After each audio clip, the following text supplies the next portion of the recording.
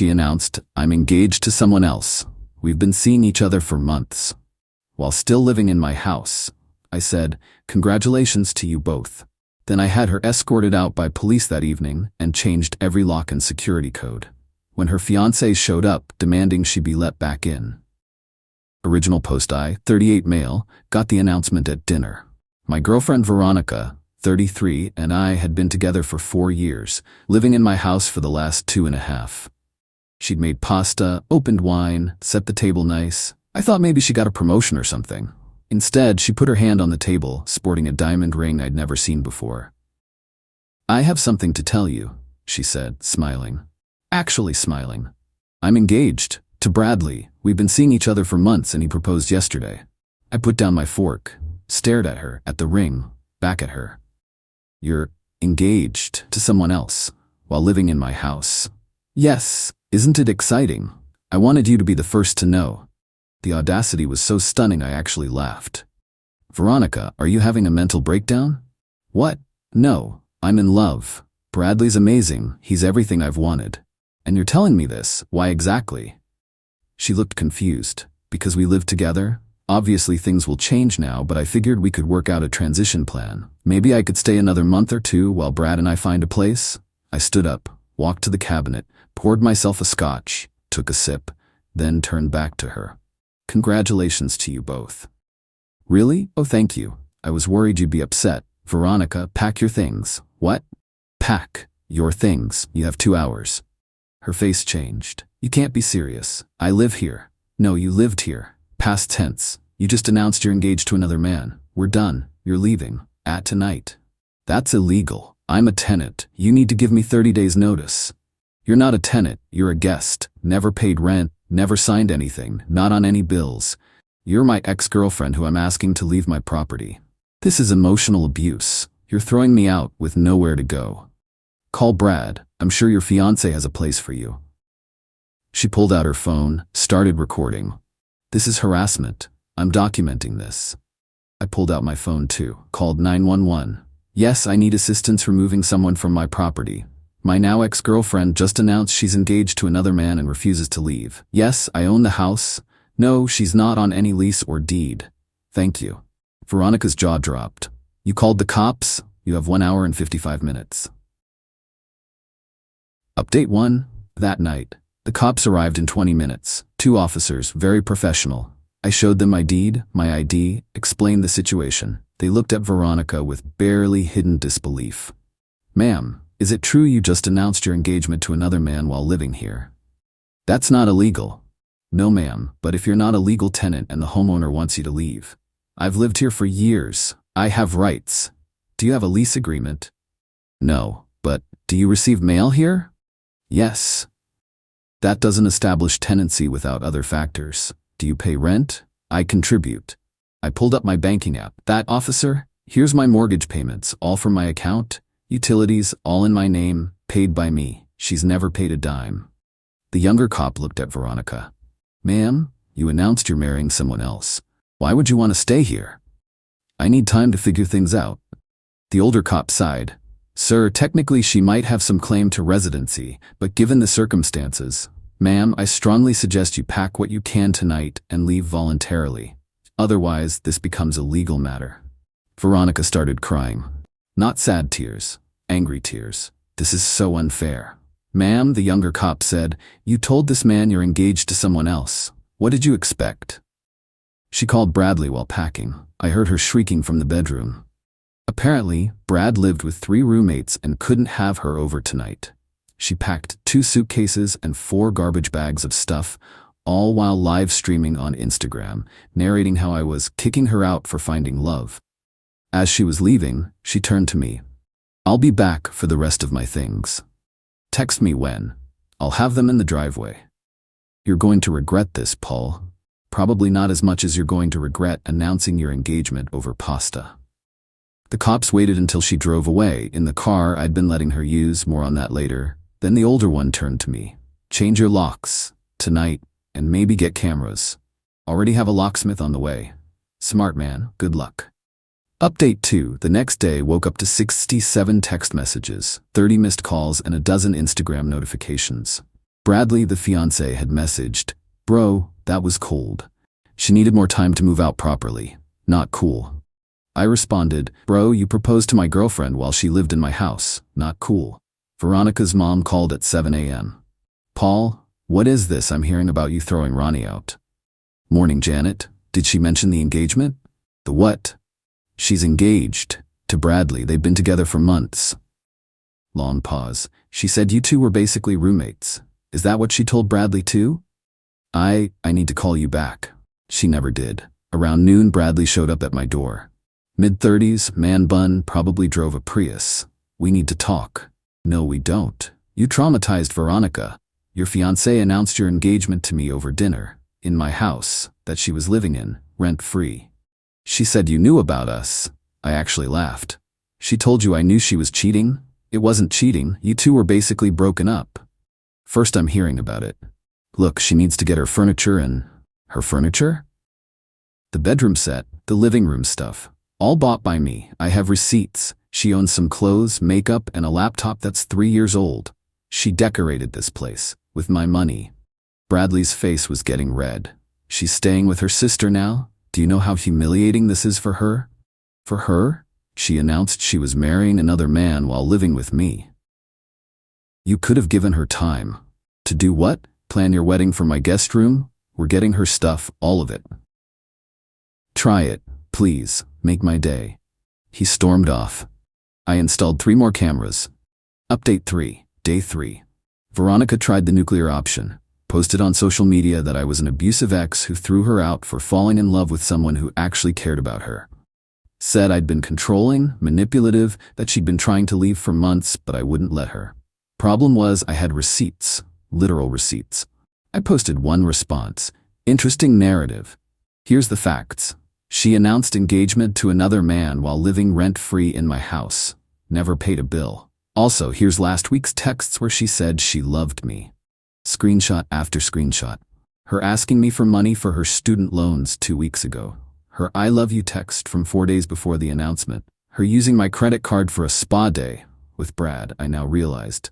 Last month, her friends started commenting, "Wait, you were engaged while living there? Girl, you said you two were separated. This is messy AF." Then came the voicemail from her sister Melissa. "Paul, I'm sorry about Ronnie. I didn't know she was still living with you. She's been bringing Brad around for months saying you two were done. Mom's pissed. Can you just put her stuff outside so I can pick it up? Already packed. Come by whenever." But here's where it gets good. Remember the car I mentioned? Update 4. The car situation. The car Veronica drove was mine, fully paid off, in my name. I just let her use it, but she'd apparently been telling Brad it was hers. Day 4, I reported it stolen. She called from the police station. They'd pulled her over and found the car was reported stolen. Since she couldn't prove ownership, "Paul, what the hell? Oh, hey Veronica, how's engaged life? You reported the car stolen? Well, you don't live here anymore and you took my car without permission. That's theft. You let me drive it. When you were my girlfriend, you're Bradley's problem now. This is insane. I'm at the police station. I'll come get my car then. Brad can pick you up. He's at work. Uber exists. You're evil. I'm practical. You wanted to be engaged to someone else. Congratulations, you're his responsibility now." I picked up my car. She had to Uber to her sister's. Cost her $73 according to her angry text. I didn't respond. Update 5, the escalation. Day 6. Bradley and 3 of his buddies showed up at my house at 9 p.m. "Open up. We're getting Veronica's things." I called 911 again. 4 men are trying to break into my house. Bradley was pounding on the door. "We know you're in there." I put the phone on speaker so dispatch could hear. "Please leave my property. You're trespassing." "She owns half this stuff." "She owns nothing. I have receipts for everything." They tried to go around back. Motion lights and cameras caught everything. One of his friends actually tried to jimmy the sliding door. Cops arrived fast. 4 guys trying to break into a house gets priority. Bradley immediately played victim. "This man stole my fiancé's belongings. We're just trying to get her things." I showed the cops the security footage. 4 men trying to break in. "Arrest them," I said. "Now wait." Bradley started. "Attempted breaking and entering. Trespassing. I want to press charges." The friend who tried the sliding door got cuffed. Bradley and the other two got citations and trespass warnings. If they came back, immediate arrest. Bradley was screaming about lawyers and lawsuits as they put his friend in the patrol car. I looked him dead in the eye. Your fiancé lived here rent-free for 2.5 years while cheating with you. I could sue her for back rent. Want to play the legal game? I've got deeper pockets. Update 6, the family meeting day 10. Got a call from Janet, Veronica's mom. Paul, can we talk? In person? We met at a coffee shop. Janet looked tired. I need to know the truth, all of it. I showed her everything. Bank statements showing I paid for everything. Texts from Veronica from just days before talking about our future. The dinner receipt from the night before she announced her engagement. She'd insisted on going to an expensive place. Now I knew why. She was celebrating with my money. Janet's face just got more and more grim.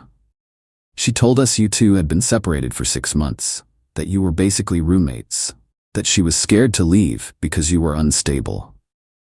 I'm a project manager at an engineering firm. I own my house. I've never even raised my voice at her. I know. I know. She's always been like this. Her father and we enabled it. When she was younger, she dated 2 boys at once and convinced each the other was just a friend. We should have done something then. She's 33, Janet. I know. Bradley's been to family dinners for months. She said you were never available, always working. We thought you were the problem. I was working, paying for her lifestyle. Janet pushed an envelope across the table. This is $5,000. It's not much, but it's something for what she took from you. Janet, I can't. Please, take it. Consider it an apology from her father and me. We raised this. We need to own some of it. I took the envelope. Thank you. Bradley's already having second thoughts, you know. Now that she's living with Melissa, asking him for money constantly, he's seeing what you dealt with. Not my problem anymore. No, it's not. I'm sorry, Paul. You deserve better. Update 7, the implosion week 3. Melissa, Veronica's sister, texted me. Can we talk? Without Ronnie knowing? We had a phone call. She's driving me insane. She won't get a job, won't help around the house, just sits on Instagram all day talking about her trauma and wedding planning. Bradley's only been over twice. She keeps asking him for money and he's getting weird about it. Again, not my problem. I know. How did you do it for so long? I loved her, or thought I did. Love makes you stupid. She's been telling people you two had an open relationship. What? Yeah, that you knew about Bradley the whole time and were fine with it until you got jealous. That's a new one. Paul, did she ever contribute anything? Anything at all? She made dinner sometimes, with groceries I paid for. Christ, I'm giving her 30 days, then she's out. I can't do this. Good luck with that. 2 weeks later, Melissa called again. She won't leave. Says I can't kick her out. She's family. Sounds familiar. Bradley dumped her. I nearly spit out my coffee. What? Yeah. She kept demanding he pay for everything. Got mad when he suggested she get a job. Then she found out his marketing consultant job was actually part-time at his dad's company. He's been lying about having money. They're perfect for each other, honestly, except neither actually has money. Karma's beautiful. She's saying she's going to sue you for emotional distress and illegal eviction. She can try. I have a great lawyer. Update 8, the legal threat week 5. I got served with papers. Not a real lawsuit, just a cease and desist from some ambulance chaser Veronica found, demanding I return her property and pay her $50,000 for emotional distress and illegal eviction. My lawyer left. Actually left. She announced she was engaged to another man while living with you, rent-free, and she wants money? That's what it says. Let me handle this. His response was beautiful. 3 pages of legalese that basically said, "Lol, no. Countersuit incoming for 2.5 years of back rent at market rate, $48,000. Veronica's lawyer dropped her immediately. She tried to represent herself. Filed something with the court that was 17 pages of rambling about emotional terrorism and love discrimination. The judge threw it out in less than 5 minutes. But the best part? She had to list her address for the court documents. She'd moved in with Bradley after he took her back. His roommate's address was now public record. Update 9. The final card week 7. Bradley called me. I need your help.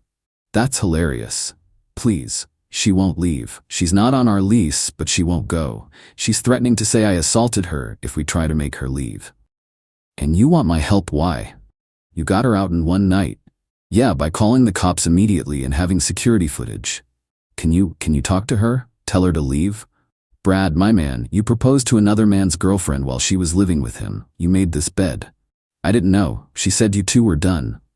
And you believed her? While she still lived with me? I'm an idiot. Yes you are. Please, I'm begging you. Brad, here's free advice. Install cameras today. Document everything. When she threatens false accusations, record it. Then call the cops yourself. First one to call usually wins. That's it. Also, maybe don't propose to women who are living with other men. He hung up. Final update. It's been 3 months now. Here's where everyone ended up. Veronica. After Bradley's roommates threatened legal action, she ended up moving back with her parents. At 33, she's working part-time at a clothing store and still posting about her journey of self-discovery and how she's a survivor of narcissistic abuse. She's also engaged again to some guy she met online who lives in another state. They've never met in person. Moved back with his parents too. Turns out his roommates kicked him out for bringing the drama to their house. His Instagram is now private, but mutual friends say he posts motivational quotes about learning from mistakes. Janet and Robert, as parents, sent me a Christmas card with another check for $2,000 and a note saying they're in therapy to deal with enabling behaviors. They've apparently given Veronica a deadline to move out.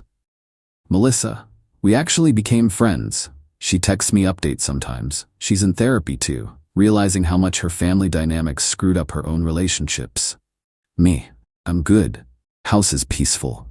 Started dating someone new, Rebecca. She has her own house, own car, own job, insists on splitting every check. It's weird how normal it feels to be with someone who contributes equally. The best part? I ran into one of Bradley's former roommates at a bar. He told me the full story of their last days. Apparently, Veronica had convinced Bradley to propose by telling him she was pregnant with his kid while living with me. The timeline made no sense. She would have been pregnant while actively sleeping with me. When he figured out she was lying about the pregnancy, he tried to break it off. That's when she threatened to claim assault. The roommates installed cameras in the common areas without telling her. Caught her on video admitting she was never pregnant and laughing about how men are so easy to manipulate. They gave Bradley the footage, he gave it to the cops, and they escorted her out. She tried to claim they illegally recorded her. Turns out, common areas and shared housing don't have expectation of privacy. Sometimes karma takes its time, but when it arrives, it's thorough. Looking back, the red flags were everywhere. She hadn't worked steadily in 2 years, always had an excuse, always had a crisis that prevented her from contributing, always had big dreams but no actual plans. The announcement dinner was actually a gift. If she'd been smarter about it, strung me along longer, I might have wasted more years. Instead, she got so comfortable she thought she could have her cake and eat it too. Literally thought I'd let her stay while she planned a wedding to another man. The entitlement was astronomical. The delusion? Even bigger. But the best revenge?